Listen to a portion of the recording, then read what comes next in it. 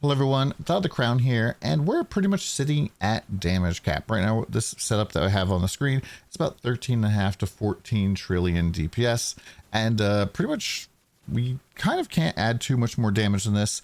Your character's going to pretty much cap out at about 15 to 16 trillion. It just kind of depends on calculations. And I know what you're thinking. A lot of people in the comments are going to be like, but this is with OP legendary pets. This is actually with purple pets on. So just put random attack purple pets on. I don't even know if these are in like a good spots or anything like that. But it's definitely achievable without having the crazy tippity top end. Legendary pets, they do help, obviously, but you can still get quite a lot of damage with this. There have been a couple of changes to the build, but as we're kind of reaching the damage cap, pretty much my next step always is to start like really rounding out the defenses so we can go and like face tank stuff in Supreme Showdown 20. And this really kind of kick a lot of butt in the like ultra end game. And so I wanted to talk about some of the changes I've made. So first off here, auras. So I know a lot of people always ask me about auras. How do I run all my auras? We're only ever running 2 at a time. You're not running more than that. It's only 2. I don't really even have the energy to really run a third aura at the moment. And it's just these 2 right now, Frigid Domain and Thunder Magus. And Frigid Domain, I think, is probably way too strong of an aura. So we can see here that what this does is it applies an aura to enemies in a range that gives them the debuff 45.5% additional cold damage taken. And this is just very powerful for a lot of reasons, but mostly because of the precise supports that we can use with it. So the first one up here is precise concentrated. And what this does is basically acts like aura amplification's big brother, where you get 43% aura effect. You can goes up to 100 from 10 to 43% here.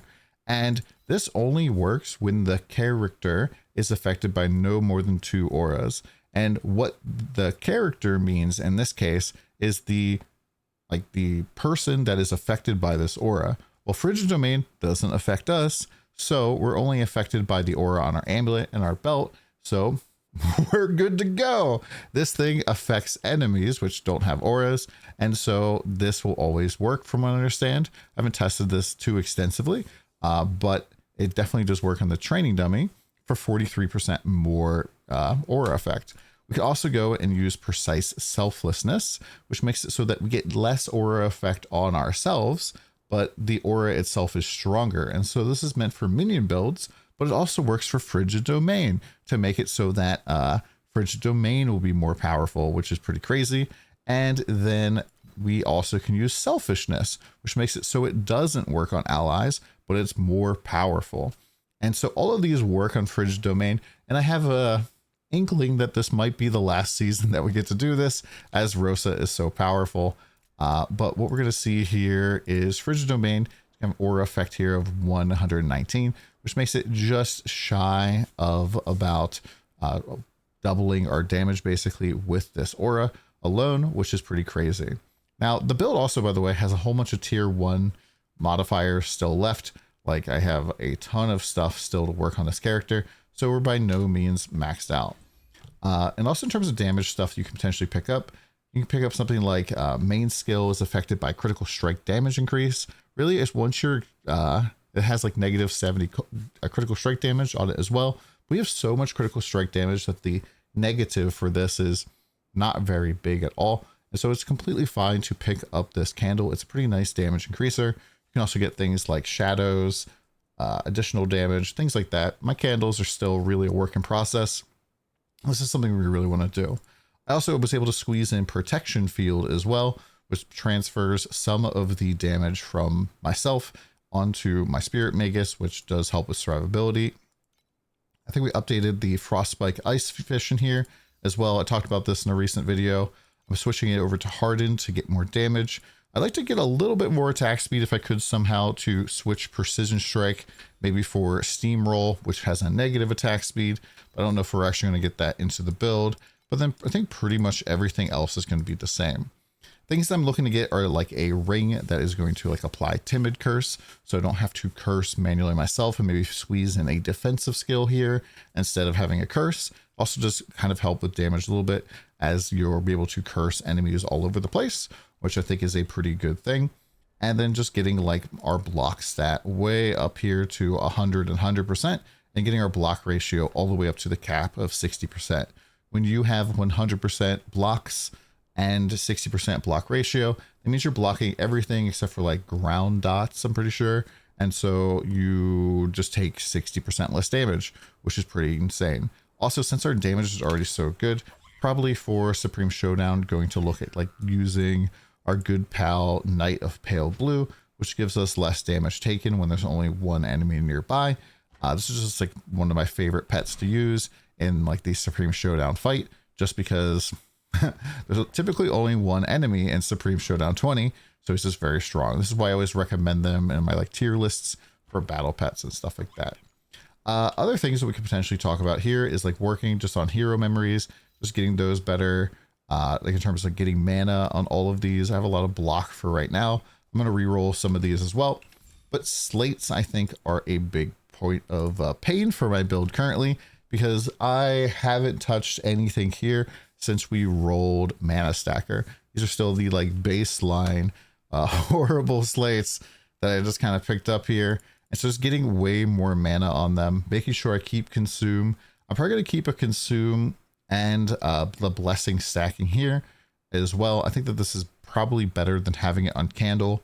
The big part of my reasoning behind this is because I think the defensive skill I'm going to use for the build is going to need those blessings. So we have a defense buffer here, which gives you negative 12% physical and elemental damage. And then if you have at least 4 stacks of tenacity blessing, it eats 4 stacks and increases the amount up to like basically 20%. And so when your tenacity blessings go down, that's less DR while they build up. And so if I'm using a candle that generates 1 tenacity every second, that's like 4 seconds where I'm losing a lot of DR to get DR, which seems kind of bad. Other options could be like delayed pain, which give me injury buffer, but I think it's better to just not take the damage as opposed to take the damage later, which is pretty smart. Frost shield is also pretty good, but this is mostly physical and fire reduction. Doesn't really help other places. Aegis of Fire, I don't think this is good for the build because we are going to get block capped otherwise. And then most of these other defensive skills are just not on par with the rest of our kit. We can also go and get Candle, for example, here that has Poison Relief or Holiness. Poison Relief, I think, is very strong for the build. Gives you injury buffer and additional damage taken at low life. But we'll talk more about defensive stuff probably in the next video as I go through and I get things. And that's pretty much it for like most of the like big upgrades we've gotten. I think I maybe bought this shield here with more mana on it and a perfect physical roll down here.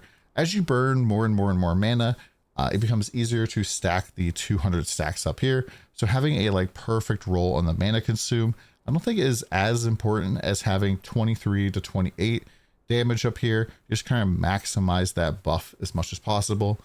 And then like the other good stats on other things, I think that spell damage is probably the best here, followed by max mana if you're going to get the corrupts here. This combination is probably very expensive. Spell amplification is the third option because the other two stats, mana regen and mana regen speed, don't do anything for us at all. On Phantom, I think probably the sealed part up here and the mana, these are probably all very important. The weapon amplification levels I don't think is as good. On the gloves over here, same thing here, but you want to get as low cost as possible, and then max mana, and then intelligence and regen is a lot less important. But that's pretty much it for the updates. We're probably getting pretty close here to going and tackling Supreme Showdown. Right now we're kind of getting like one shot by some of the effects. We don't really like have any defensive layers built up for the fight yet, so we're gonna have to see how that goes. Hopefully you guys are having a good time, and we'll see you again soon.